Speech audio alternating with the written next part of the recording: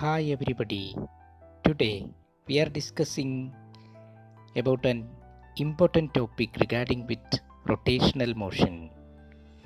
First of all, I remind you to subscribe my channel and press the bell button. The topic of our discussion is toppling effect. What is toppling effect? It is an important term regarding with rotational motion. We are considering a block A, B, C, D. We know that the weight of the block is mg. It is acting downward, and there is equal and opposite normal reaction towards upward, and there is a force acting on this block.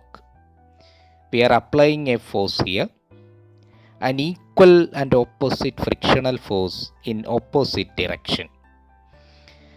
Suppose if the block is at rest, we can say that the block is in equilibrium.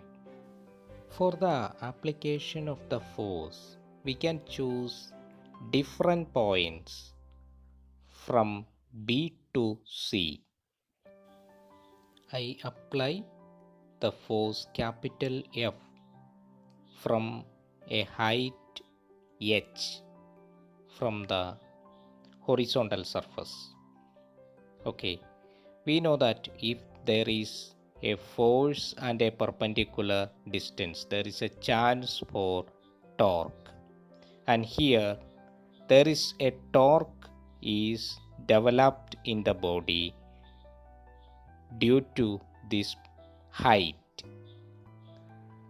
The torque developed is F into h, which is in the clockwise direction.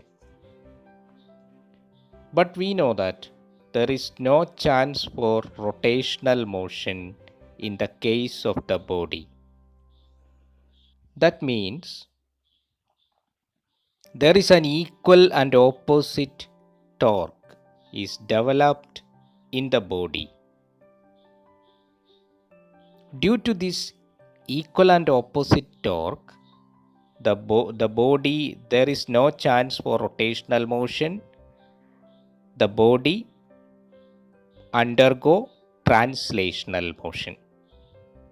How this opposite torque developed inside the body?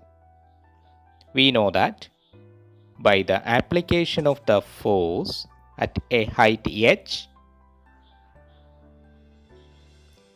due to the application of this force, the normal reaction is shifted from n to n dash as shown in the figure. The new point of action of n dash is at a distance a from n.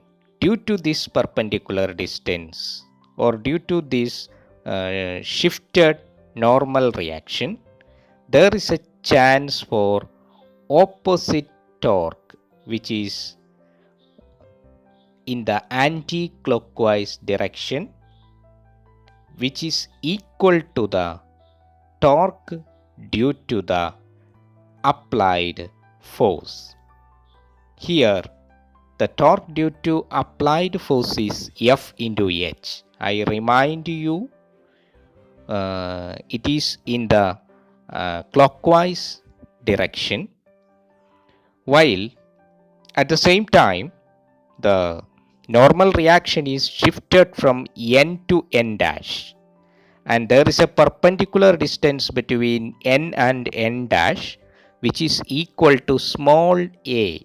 So here the torque due to shifted normal reaction, which is n dash, is equal to n dash into the perpendicular distance, that is n dash a, which is in the anti-clockwise direction as shown in the figure. Here the clockwise torque is F dot h and anti-clockwise torque is n dash into a. If the block is block is moving with an acceleration a, that means translational motion.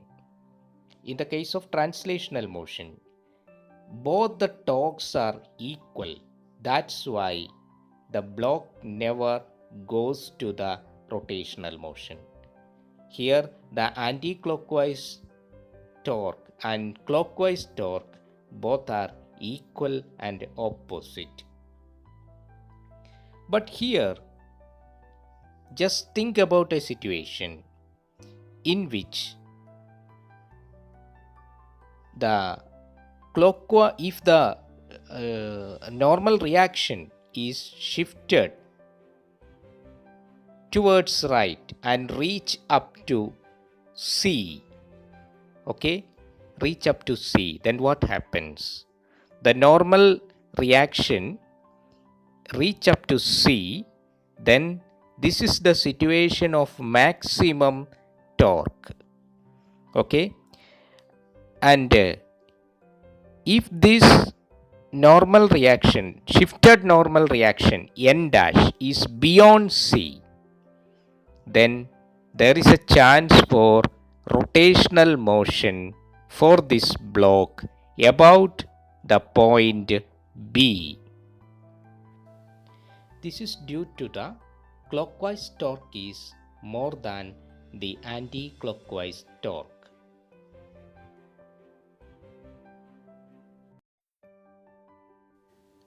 We know that the coefficient of static friction is always greater than the coefficient of sliding friction. And if we apply a force F to a block ABCD, then what happens? The nature always wants the body to be in equilibrium. So, by the application of the force, nature tries the body to keep in equilibrium. For that, there is a shift of the normal reaction as shown in the previous figure, and the normal reaction is shifted towards BC. And we know that due to this shifting, the clockwise moment and anti-clockwise moment are equal, and also all the forces are equal and body should be in equilibrium. After some time, if we increase the force further, there is two chances. One is for sliding and other is for toppling. If the coefficient of friction is very large, coefficient of static friction is very large, then what happens? The normal force is shifted towards BC and reach up to BC, and there is no chance for further increasing. Then what happens? The body starts topples. In some cases in which the coefficient of static friction is less, then the static frictional force is less, then before toppling starts, the body starts sliding. Now you are clear why the rolling friction is less than sliding friction. You know that for circular shaped bodies, that is cylinders, and for spheres, the area of contact is very less. Then by the application of a very small force, we can shift the position of the normal to the outside of the area of contact of the surface and the body. That's why the rolling friction is less than sliding friction. If the normal is outside the area of contact, then what happens? Then the anti-clockwise torque reduces to 0, and due to the clockwise torque, the body starts rotating. That means by the application of a force on a block, there is two chances. One is the position, two chances. One is for sliding and other is for toppling. It depends on the frictional force between the block and the surface and also the position in which we apply the force. The same thing happens in the case of a body which is kept in an inclined plane. If we increase the angle of inclination, then there is two chances. One is for sliding the body and the other is for toppling the body. Is there any chance for sliding and toppling at the same time? It may happen in the case of rotational motion only. In some practical cases, there is a chance in which the wheels just slide before rotation. That case is an example in which sliding and toppling happens at the same time. While landing of an aeroplane, this thing happens. Next, we want to discuss the theory behind toppling. For that, we consider a rectangular block ABC. A force F is acting on the block. A horizontal, the force is at a height h from the horizontal surface. There is a normal force which is shifted due to the presence of the applied force capital F. The shifting is b by 2. Here we take the base, the length of the base of the rectangular block as b by 2. So the perpendicular distance between normal reaction and weight is taken as b by 2. The shifting is due to the force at a height h, as we know. And here we know that there is two moments. One is due to the force at a height h. The moment is in the clockwise direction, which is F cross h. And the other is due to the normal reaction. We know that reaction is mg, which is equal to the weight of the body. Mg into perpendicular distance is b by 2. So mg into b by 2 is the anti-clockwise moment. We know that if the clockwise moment and anti-clockwise moment is both are equal or anti-clockwise moment is higher, then the tipping happens. Okay, that is F cross H. We can write it as F cross H is greater than or equal to mg into b by 2 is the condition here. Okay, then we just rearrange the expression. What happened? We get F is greater than or equal to mg b by 2h. Okay, that means for a particular height, there is a minimum force is required for toppling effect. Okay, for a particular height, there is a minimum force is required for toppling effect.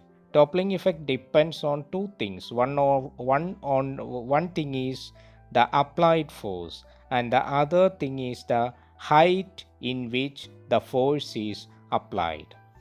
Here we can find a minimum force for a particular height, which is F minimum equal to mgb by 2h, and we can find out a minimum height for a particular force for occurring the toppling effect, and we get h minimum as mgb by 2f.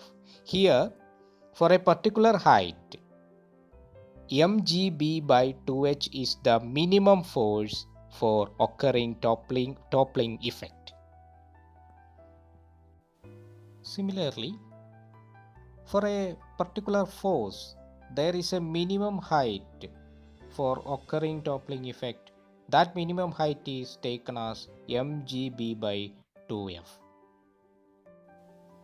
This is an important concept regarding with rotational motion and stability analysis. I think all of you like this video. Please subscribe my channel for more videos. Thank you.